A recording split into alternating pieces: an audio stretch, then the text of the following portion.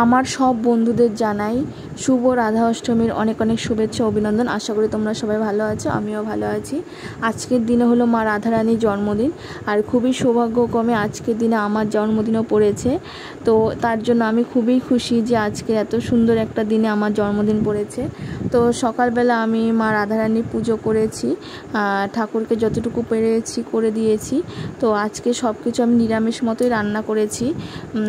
তো সেটাই দেখো কি কি রান্না হয়েছে সেটাও তোমাদেরকে বলছি। আর আমার বর মশাই আমাকে আজকের দিনে যত্ন সহকারে খাবার বেড়ে দিয়েছে।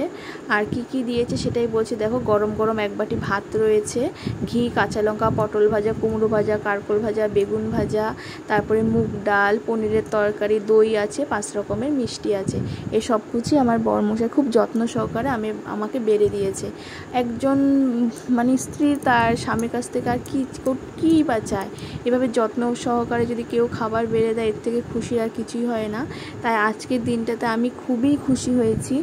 আর মা রাধারানীর জন্মদিনে আমার জন্মদিনও পড়েছে, তার জন্য আমি আরও বেশি খুশি হয়েছি আর নিজেকে খুব সৌভাগ্য মনে করছি। আমি খুবই হ্যাপি। তোমরা সবাই আমাকে আশীর্বাদ করো। ধন্যবাদ।